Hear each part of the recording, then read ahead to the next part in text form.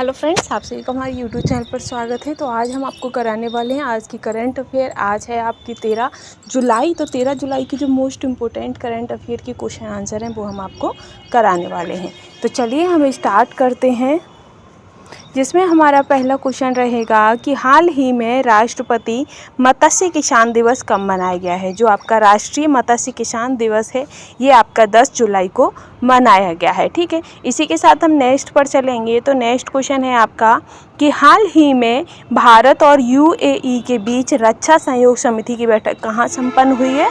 तो भारत और यूएई के बीच जो रक्षा सहयोग समिति की जो बैठक है वो आपकी अबू धाबी में संपन्न हुई है। कहाँ पर हुई है? अबू धाबी में संपन्न हुई है। ठीक है, इसी के साथ हमारा नेक्स्ट क्वेश्चन आएगा कि हाल ही में 16वें वित्त आयोग ने एक सलाहकार परिषद का गठन किया है। इसका संयोजक कौन है? तो जो 16वीं आपकी वित्त आयोग की जो सलाहकार परिषद है उसका जो गठन किया गया है, इसका जो संयोजक है वो आपकी डॉक्टर पूनम गुप्ता है। कौन है?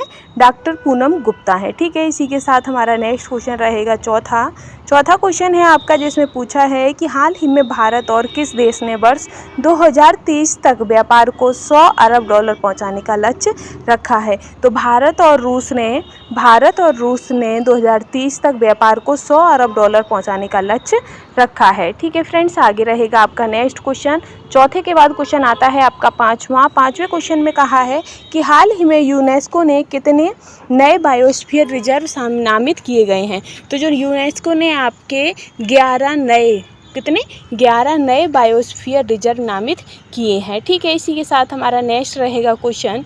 छठवां क्वेश्चन है हमारा कि हाल ही में बीएसएफ ने कहा ग्रो विद द ट्रीज वृक्षारोपण अभियान आयोजित किया है। तो ग्रो विद द ट्रीज वृक्षारोपण जो अभियान है वो आपका श्रीनगर में आयोजित किया गया था। ठीक है, नेक्स्ट क्वेश्चन है सातवां आपका कि हाल ही में दूसरी बिमस्टेक, कौन सी? बिमस्टेक यानी कि BIMSTEC विदेश मंत्रियों की बैठक कहाँ हुई है। तो विदेश मंत्रियों की जो बैठक है वो आपकी नई दिल्ली में हुई थी। ठीक है, नेक्स्ट है आपका आठवां क्वेश्चन कि हाल ही में कौन सी राज्य सरकार छात्रों को 150 किलोमीटर तक बस पास की सुविधा देगी। तो 150 किलोमीटर तक की जो बस पास की जो सुविधा है वो आपका हरियाणा राज्य सरकार देगी। ठीक है, नौवां क्वेश्चन है आपका कि हाल ही में चर्चा में रहा वीरांगना दुर्गावती टाइगर रिजर्व किस राज्य में है।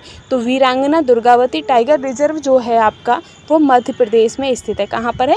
मध्य प्रदेश में। ठीक, इसी के साथ हमारा नेक्स्ट क्वेश्चन है 10वां, जिसमें पूछा है कि हाल ही में किसे क्षय रोग उन्मूलन कार्यक्रम के लिए मुख्य सलाहकार नियुक्त किया गया है।